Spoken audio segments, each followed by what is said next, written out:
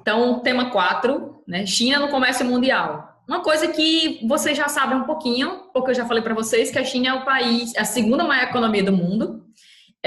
Dentro da Ásia, a gente vai ver que é uma liderança dentro da Ásia, é um país que compete aí com o Japão, né, pela hegemonia, pelo poder dentro da Ásia, tanto a parte sul quanto sudeste da Ásia. É um país que exerce influência, óbvio, além da Ásia, né, exerce influência ali pertinho na Oceania também, sobretudo na Austrália, na Nova Zelândia. É um país que... Eita, deu uma travada aí agora, eu acho. É um país que exerce uma influência para o mundo todo, a nível comercial, né? Se esse país entrar em crise econômica, acaba afetando o mundo todo, porque... E principalmente o nosso país, viu? Tem um tópico aí desse tema que fala das relações comerciais da China com o Brasil. A gente vai ver que a China se tornou o principal parceiro comercial do Brasil, agora no século XXI. Não são os Estados Unidos, como a mídia ela passa como se fosse os Estados Unidos, o nosso principal parceiro comercial, mas não é, né? É a China. E o nosso governo ele está aí tentando travar umas briguinhas, né, com o nosso principal parceiro comercial. Mas enfim, vai entender, né? Vai entender. A China é a segunda maior economia do mundo, mas é o país que mais produz e exporta produtos industrializados. Sobretudo produtos eletrônicos e peças de escritório. São os produtos que eles mais exportam. Está lá embaixo nessa página aí, mostrando alguns produtos que eles mais exportam. Aí aqui está mostrando também os principais parceiros comerciais desse país, né, da China. Tanto para exportação, tipo a China vende mais para tais países, e quanto para importação, que a China mais compra também. A gente vai ver que é praticamente a mesma coisa, né? Os países que eles mais exportam, geralmente também são os países que eles mais importam. Tem uma semelhançazinha em relação a isso. No ano de 2001, a China ingressou na Organização Mundial do Comércio, chamada OMC, no ano de 2001. A partir do momento que a China ingressou na OMC, a OMC é um órgão internacional, supranacional, que envolve a participação de vários países, onde se regula, se criam regras, né, do comércio internacional, para o comércio internacional. Então, a OMC ela tenta diminuir as disparidades, as diferenças que existem entre o comércio de um país desenvolvido para o comércio de um país menos desenvolvido ou emergente. Existem muitas diferenças, né? Porque geralmente os países desenvolvidos eles subsidiam a produção, geralmente dos seus países. Subsidiar é tipo financia a produção dos seus países e aí torna o produto mais competitivo, mais barato do que um produto feito em um país emergente ou um país em desenvolvimento, menos desenvolvido. Enfim. E aí o que é que acontece? Esses países mais pobres acabam perdendo porque não subsidiam a produção, o produto não é tão competitivo. Aí entra a OMC. A OMC ela entra para tentar regular o comércio mundial, para tentar criar regras para que todos os países se saiam bem a nível comercial no mundo.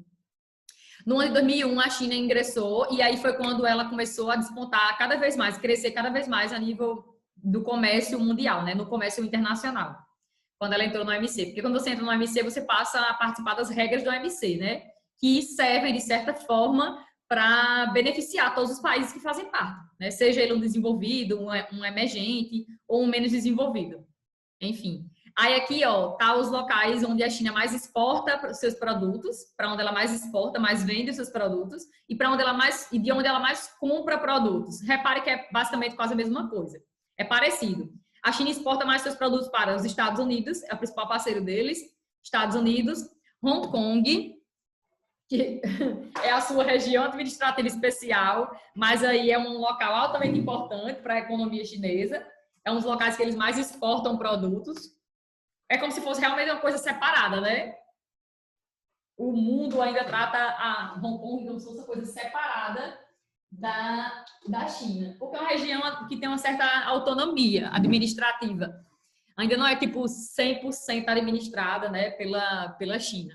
Então, ó, os principais parceiros comerciais em termos de exportação dos produtos chineses: Estados Unidos, Hong Kong, Japão, Alemanha e Coreia do Sul. Aqui a gente tem o Japão, que é a segunda maior economia da Ásia e a terceira maior do mundo. A Alemanha, que é a maior economia da Europa e a quarta do mundo. E Coreia do Sul, está aí pertinho da China e é um país capitalista, né?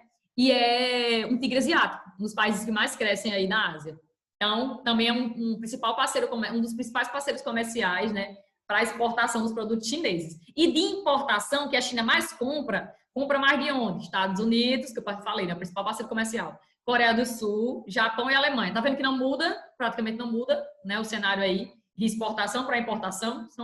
Esses são os principais parceiros comerciais, tanto para exportação quanto para importação da China.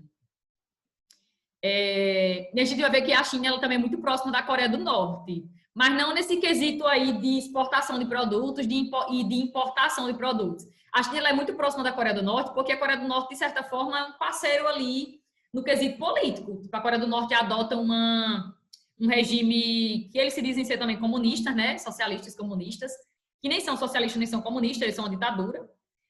Mas, enfim, ditadura que é governada desde 1945, com o mesmo ideal até hoje, e é uma ditadura hostil aos Estados Unidos, porque eles são contra, né, as políticas capitalistas, ao ideal político também dos Estados Unidos. Enfim, e a China acaba se tornando ali, tendo a Coreia do Norte como um aliado político e cedendo remessas de dinheiro, né, o país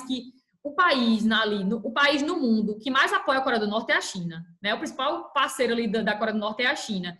A China cede dinheiro e cede também armamentos para a Coreia do Norte. Então, eles são amiguinhos, né? Não assim nesse quesito de exportação e importação. Não é tão forte nesse quesito, como a gente está vendo aqui no livro de vocês. Mas nesse quesito de amizade, de laço político, é muito forte, China e Coreia do Norte.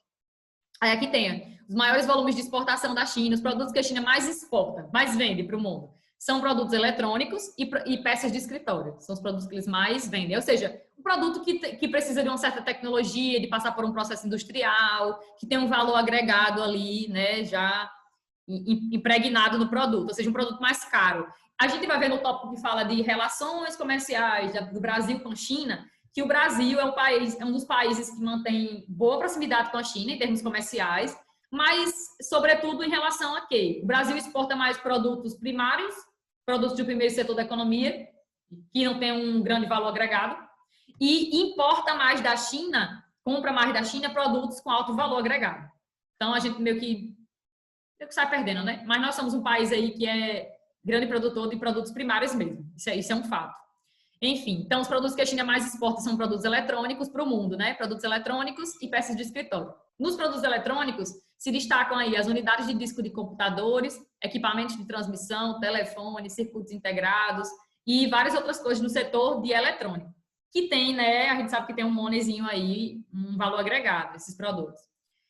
E aí os produtos que a China mais importa, mais compra, são produtos ligados à matéria-prima, geralmente, né? Ou então a fontes energéticas, são os produtos que eles mais importam. A gente vai ver quando fala da relação da China com a África, com o continente africano, que vem se estreitando cada vez mais as relações da China com o continente africano. A China vem investindo muito em alguns países na África. Cita lá na frente alguns, né?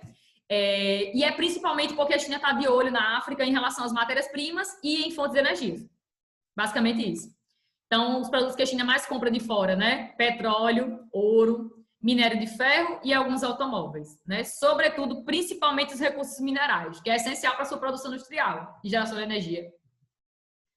Aí aqui, influência global. Óbvio que a gente já sabe que a China é a segunda maior economia do mundo e exerce sim uma grande influência global, como eu já falei.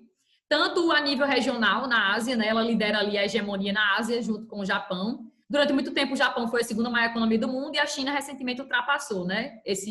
Essa posição aí que era do Japão. Mas, até hoje, existe uma certa tretazinha entre eles dois para ver quem é que tem o maior poder ali dentro do continente asiático.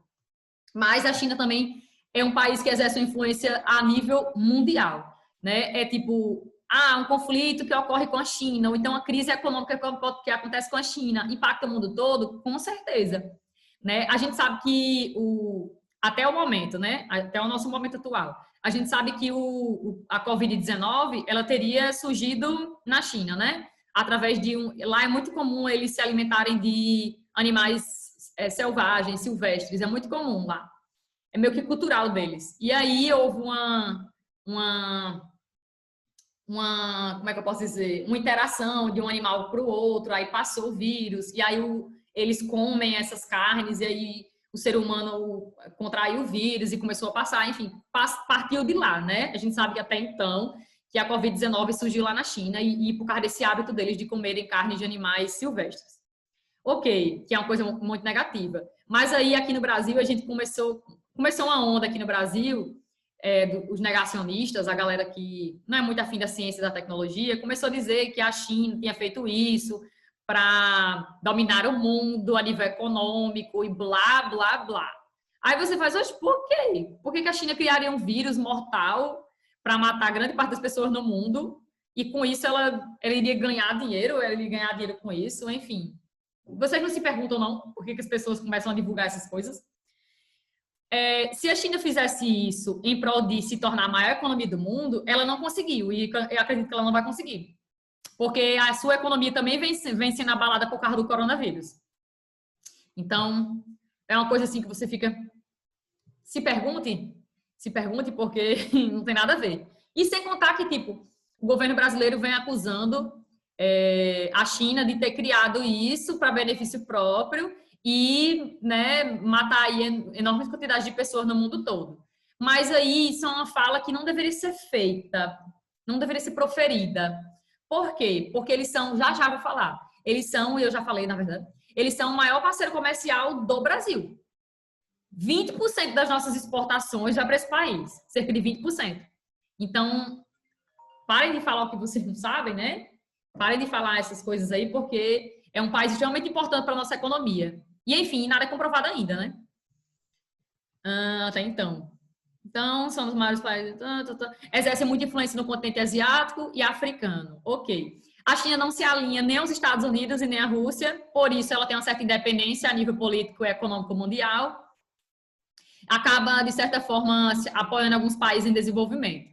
Faz parte do Conselho de Segurança da ONU, é um membro permanente do Conselho de Segurança da ONU, daqueles 15. Dos 5 que são permanentes, a China faz parte de um membro permanente, né? Ela é um membro permanente do Conselho de Segurança, que é o principal órgão da ONU em nível de missões de paz, de conflitos mundiais, que decide sobre conflitos, enfim. É o principal órgão da ONU relacionado à questão militar e de defesa dos territórios do mundo. E a China tem direito a veto.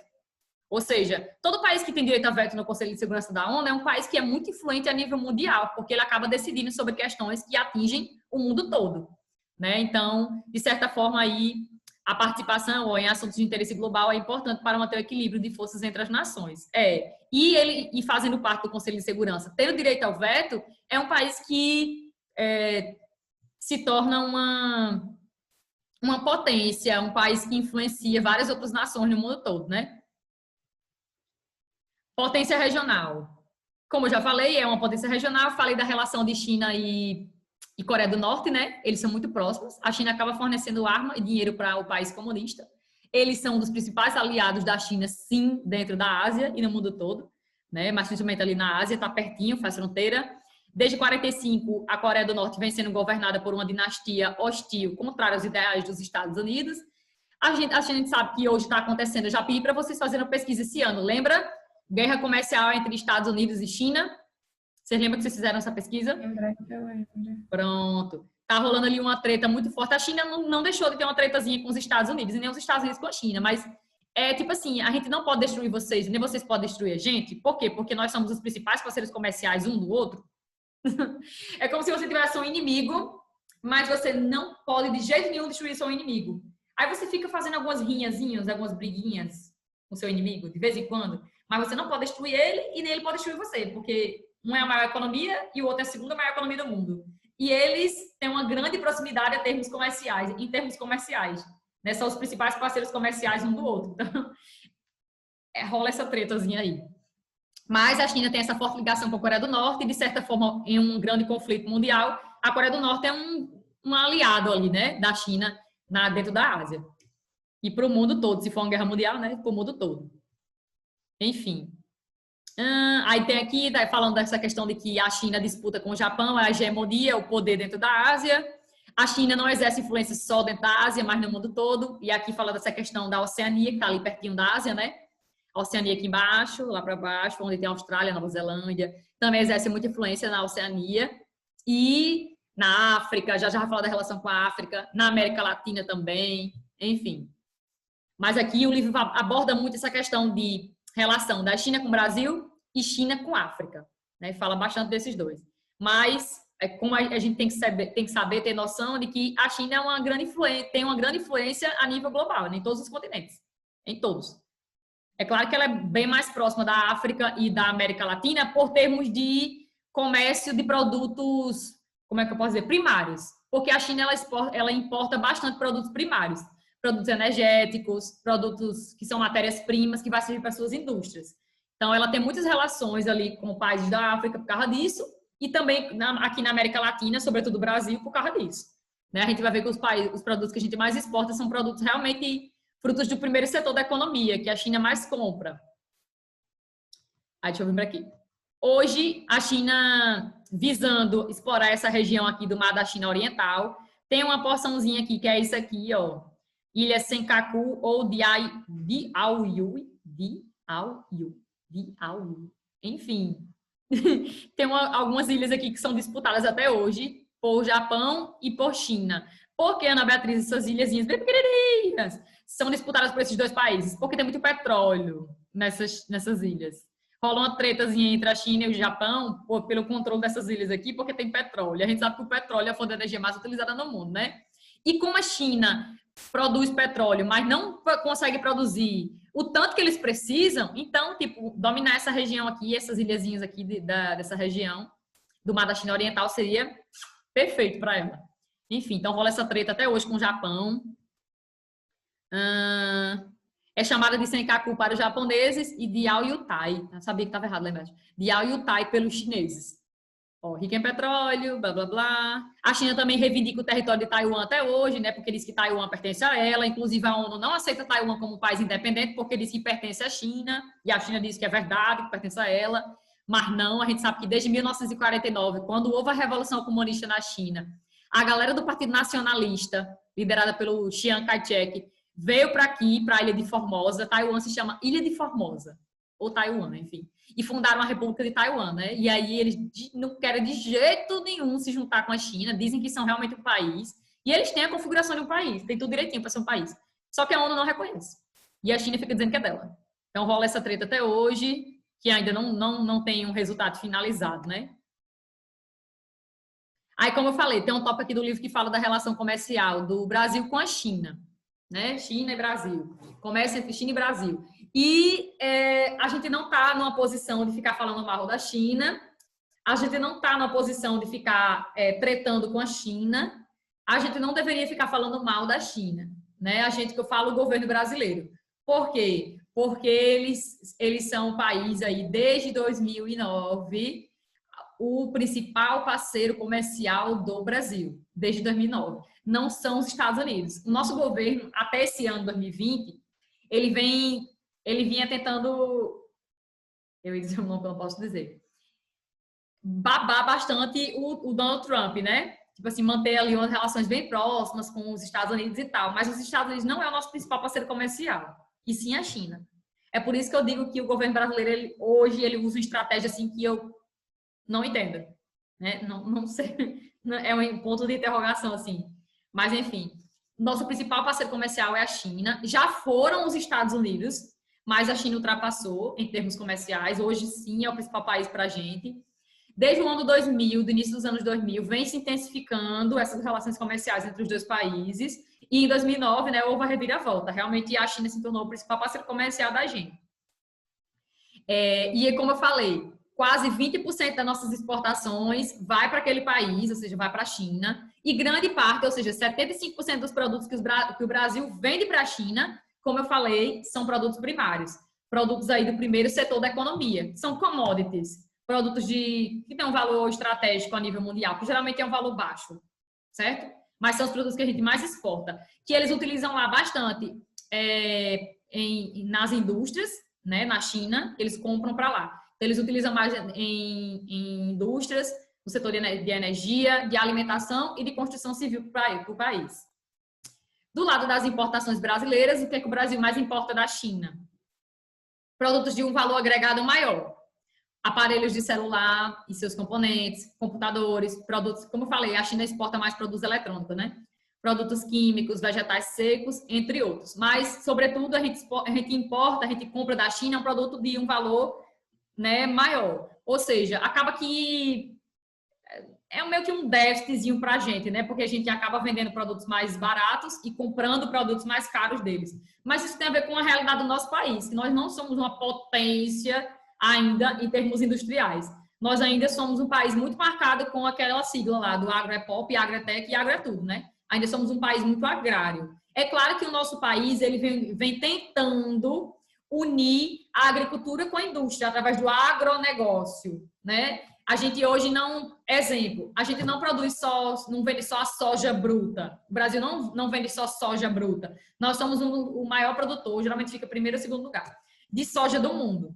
E exportador também de soja no mundo. Mas a gente não exporta só a soja in natura, a gente exporta o farelo da soja, exporta o óleo de soja, exporta vários derivados da soja. Então, o Brasil ele vem tentando aliar a agricultura à indústria, ao segundo setor da economia, e vendendo um produto um pouquinho mais caro a nível internacional, mas ainda não são produtos de alto valor agregado.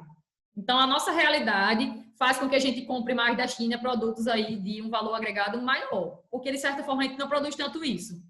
Entenderam, né? A gente sai no déficit, mas é um déficit que é por causa da nossa situação. Nós não somos um país, já vou mostrar aqui, nós não somos um país que investe bastante na qualificação profissional, em ciência, em tecnologia, enfim, em educação de qualidade, acessível para todos. Nós não somos um país assim ainda não somos isso. Então, a gente sofre esse impacto, né, por não ser assim, por não investir tanto nessas coisas. E a China, a gente vai ver que é um dos países que mais investem hoje em dia em ciência e tecnologia. Então, é por isso que eles são são a segunda maior economia do mundo e tendem a ser, a próxima, daqui a pouco tempo, a maior economia do mundo. Eles investem para isso. Coisa que a gente não vem fazendo. Então, o traço em comum dos produtos chineses importados que a gente compra pelo Brasil é serem, em sua grande maioria, fruto de um processo de transformação industrial, laboratorial ou tecnológico. Ou seja, os produtos que a gente compra da China são produtos de um valor agregado maior. Por quê? Porque eles têm a adição maior de tecnologia, geralmente são produtos industriais, né? São produtos mais caros. Que como eu falei, é a realidade do nosso país, né? Fazer o quê? Fazer o quê? Aí aqui tem... Eu já falei disso aqui tudo? Falei, né? Falei. Aqui tem Brasil, exportações por país. Olha, a China. Ai, que legal esse aqui, o gráficozinho. Olha. A China, que é o nosso principal parceiro. Aí, seguido aí dos Estados Unidos. Depois a Argentina. Alguém sabe dizer por que a Argentina é um dos principais parceiros comerciais do Brasil? Aqui na América? Alguém sabe dizer por que a Argentina é um dos principais parceiros comerciais da gente? Aqui é o terceiro, né? Terceiro maior. Tem a ver com o bloco econômico. Ninguém sabe que bloco é esse? Que o Brasil faz parte, a Argentina faz parte. Tá, Mercosul. Mercosul, exatamente. Desde que o Brasil entrou dentro do Mercosul, que aumentou ali as relações comerciais com os países do Mercosul, sobretudo da Argentina, a Argentina vem figurando como o nosso terceiro maior parceiro comercial. Principalmente por causa disso, né? Por estarem ambos dentro do Mercosul. E o Mercosul favorece a comercialização entre os países do bloco, eliminando ou reduzindo as tarifas, ou seja, o imposto sobre os produtos. Então, isso facilita o comércio entre eles. Por isso que a Argentina é o nosso terceiro maior parceiro comercial aí. Aí pronto, né? Seguido da Holanda, Alemanha, Japão e demais países, que tem vários outros em menor proporção. Mas, enfim, nosso principal parceiro comercial é a China e não os Estados Unidos. Mudanças do trabalho, vamos lá. A gente sabe que a China é conhecida como um país onde as condições de trabalho não são muito boas, o salário do chinês não é um salário muito elevado. Procurem aí na internet, salário do chinês. Salário do chinês comparado com o salário do brasileiro. Procurem aí. Quanto custa, quanto os chineses ganham por mês. Compare aí com o Brasil. Alguém faça essa pesquisa. Então, a gente sabe que a China é conhecida, ela foi conhecida durante muito tempo como um país que os trabalhadores eles eram submetidos às mais condições de trabalho, a mais condições de trabalho, longas jornadas diárias de trabalho e baixos salários. Aqui no livro, ele diz que isso acontecia no passado e que hoje a realidade da China é diferente. Façam a pesquisa. Quando vocês fizerem a pesquisa, vocês me dizem se essa realidade deixou de existir. Se hoje os chineses realmente eles são muito valorizados, se ganham muito bem. Façam a pesquisa. Quanto é que os chineses ganham? Para ver se o livro realmente está 100% verídico.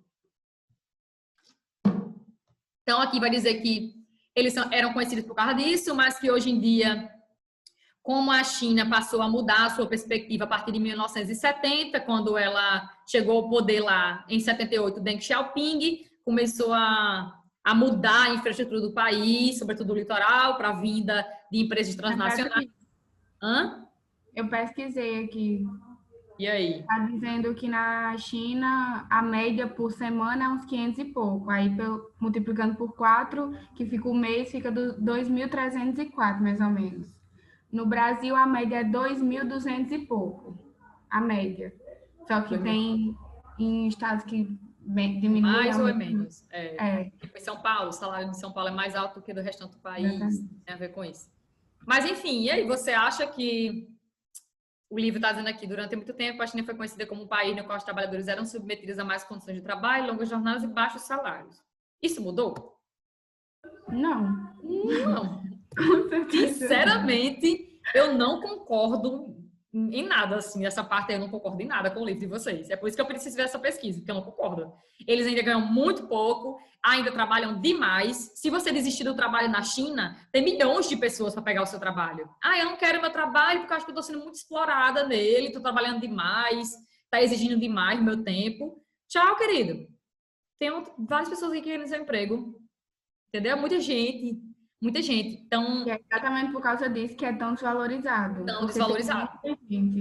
Exatamente, exatamente. Tem muita gente, né? Tem uma demanda muito grande por emprego. Então, assim, não concordo. Concordo com o fato de que eles realmente vêm investindo mais em educação, em pesquisa, em desenvolvimento e inovação. Isso eu concordo, essa parte aqui. Concordo. Porque é por causa disso que a China está se tornando aí, né, um dos países que mais produzem esses produtos tecnológicos. Tá, sim, ela está disputando essa área. Ok, é por causa disso, Mas você dizer, afirmar que a China ainda não é mais conhecida pelas mais condições de trabalho, pelas longas jornadas diárias e pelos baixos salários, para mim isso é mentira, né? Eles não mudaram essa realidade ainda não. Então, isso aqui eu não concordo. Isso aqui eu já falei lá em cima. Concordo com o fato de que, de certa forma, aqui no livro vocês têm assim, em pouco tempo, a produtividade do trabalhador chinês superou a produtividade do trabalhador brasileiro. Claro! Claro que superou. Mas não foi por causa que eles investiram muito em educação, em pesquisa e desenvolvimento, mas é por causa da pressão do trabalhador chinês. Ou ele se qualifica, quem está no mercado de trabalho, ou você se qualifica, ou você sai e tem várias pessoas para assumir seu emprego. Então, assim, eu também não concordo com essa parte, porque ele diz assim, ele meio que diz que o trabalhador brasileiro não tem a mesma produtividade do chinês, porque o governo brasileiro não investe em educação, em pesquisa, em inovação. E o trabalhador brasileiro, ele se torna, de certa forma, menos produtivo do que o trabalhador chinês. Mas a gente esquece que o trabalhador chinês, ele é muito pressionado, muito, para exercer a sua função, certo? Para permanecer no seu emprego, ele é muito pressionado.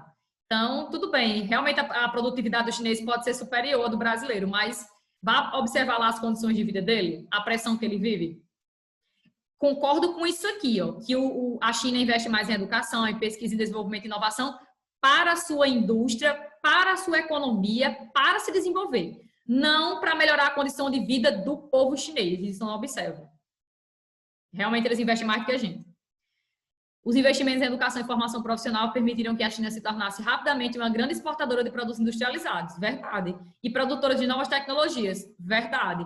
Aí aqui tem a crítica para o Brasil. Como o Brasil optou por aplicar menos recursos nos setores estratégicos de qualificação profissional, não conseguiu acompanhar o ritmo de competitividade dos trabalhadores chineses.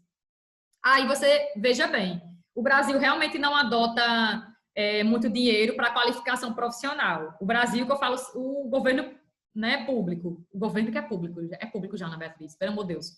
O governo não realmente investe muito em ciência e tecnologia, verdade, em qualificação profissional, isso é verdade. Mas lá na China eles investem não para melhorar a condição de vida do chinês, como muitas vezes passam para a gente, mas é para desenvolver a economia deles. Eles pensam nisso.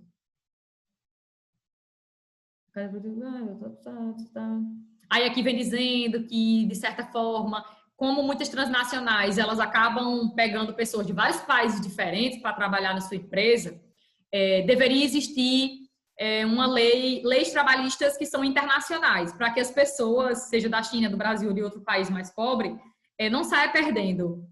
Porque geralmente essas empresas transnacionais, elas gostam de pegar as pessoas para trabalhar, para pagar pouco, né? E para trabalhar muito tempo e tal. Mas então, o que é que deveria existir? Deveriam ter alguns direitos que são internacionais. Aí toda empresa transnacional deveria respeitar isso. Enfim. Então, eu falei o que é que eu concordo, o que é que eu não concordo dali. E vamos terminar o capítulo, o tema, falando sobre África. Relação da China. Meu Deus, travou legal. Travou aí para vocês? Travou tudo. Travou tudo, né? Eu vi, minha imagem estava totalmente parada, não fiz nada aqui. E agora? A presença chinesa na África. Vamos lá. Eu falei que a China vem investindo muito na África já no início dessa aula, por duas coisas. Interesse, né? Interesse econômico, principalmente, por causa de recursos energéticos ou seja, recursos minerais, fontes minerais, e também por causa de matéria-prima. São os dois grandes interesses da China dentro da África. E por isso, como tem uma regiãozinha da África, principalmente o norte da África, é muito rica em petróleo. Então, tem isso aí. Tem o fato de que a África ela é muito rica em matéria-prima para indústrias. Então, é outro grande interesse da China. E por aí vai. Então, a gente vai ver que a China vem investindo em alguns países, tendo em vista isso aí, esses interesses, né, econômicos. Como consequência, nas últimas décadas, a China tem financiado a instalação de empresas dentro da África, obras de infraestrutura e empreendimentos locais em diversos países africanos. Sobretudo, é a parte que cita alguns países: Zimbábue, Gana, Zâmbia, Sudão, Etiópia e Quênia. Países bem pobres, bem pobres. Em contrapartida, esses países fornecem para a China o quê? Matérias-primas e fonte de energia, que é tudo que a China quer. Então, ela vem investindo lá dentro para produzir, pegar essas fontes de energia, pegar essa matéria-prima e levar para o seu país. A grande crítica apontada pela comunidade internacional, o que é que a China não faz dentro da África? Ela investe em infraestrutura em alguns países, criando até uma melhoria, assim, de certa forma, de vida para as pessoas que vivem dentro desses países. Mas ela não transfere tecnologia e não treina a mão de obra nos locais onde ela investe. Ou seja, a mão de obra que ela utiliza da África mesmo, dos países africanos, é uma mão de obra pouco qualificada que ganha pouco. E os grandes profissionais das empresas chinesas vêm da própria China. E ela não mostra o processo produtivo para os países, não mostra que tipo de tecnologia está adicionando à produção, não mostra. Que nem a ZI. Você lembra que para você ir para uma ZI, para uma empresa se instalar na ZI, ela teria que mostrar o processo produtivo, mostrar a tecnologia que usa para a China? A China não faz isso com a África. Ela quer que faça no território dela, mas para a África ela não faz, certo? Ela não transfere tecnologia para os países onde ela se instala, nem treina mão de obra local, que é do país mesmo.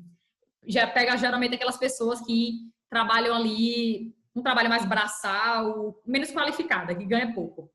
E traz a galera da China, a galera que pensa. Alguém recebe melhor, é alguém do país, é alguém da China, Da né? China mesmo, exatamente. Quem ganha mais é o pessoal da China mesmo. E não as pessoas desses países. Que muitas vezes a gente sabe que esses países mais pobres, né? Eles aceitam a vinda de transnacional, por quê? Porque vai gerar emprego, mercado consumidor no seu país. Mas aí acaba que os maiores salários, os grandes investimentos, eles são totalmente revertidos para o país de origem da transnacional. Não fica ali. Enfim, né? Não é uma coisa assim que você... Nossa, que desenvolvimento. Nossa, que legal. Que não é. Para alguns, no entanto, aqui vem um lado positivo, que eu também não concordo 100%, mas vamos lá. Para alguns, no entanto, essa realidade começa a mudar.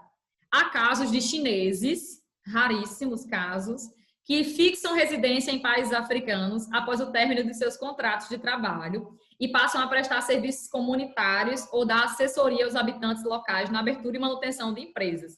Aí você me pergunta, qual chinês vai deixar seu país de origem para habitar na África, habitar um país africano? Quantos chineses, na verdade, né? Vão fazer isso e vão começar a fazer serviços comunitários, prestar serviços de ajuda, ensinar como é que abre uma empresa, como é que uma empresa se mantém funcionando. Isso é um enorme número?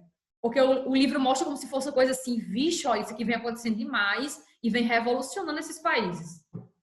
Não é isso que acontece. São casos, você conta nos dedos, de chineses que, quando termina o prazo ali de trabalho na empresa, permanecem realmente na África e passam a ajudar algumas pessoas dentro dos países, porque se solidarizam. A gente sabe que esses números são mínimos. Eu não estou falando com uma coisa assim, eu tô uma coisa ruim, negativa de mim, não. É porque realmente a gente sabe que esse número é muito pouco que acontece. Mas o livro mostra como se fosse coisa estrondosa. Em muitas localidades, as obras de infraestrutura financiadas pelo governo chinês representam uma melhoria significativa das condições locais. Sei lá, uma obra de uma ponte dentro de um país que facilitou a mobilidade das pessoas daquele país de um local para o outro. Ótimo. Mas aquela ponte foi construída para quê? Para escoar os produtos chineses. Foi construído um porto, uma zona portuária linda, maravilhosa em tal país africano. Para quê? Melhorou um pouco as condições de vida, talvez, das pessoas, talvez. Mas foi construído para quê? Para escoar os produtos chineses. Então, assim, tudo que a China faz dentro, não pense que não. Tudo que ela faz lá dentro não é visando melhorar as condições de vida dos chineses, mas sim a exportação dos seus produtos, a matéria-prima que ela extrai de lá, a fonte energética que ela pega de lá, enfim. Ana Beatriz, Oi?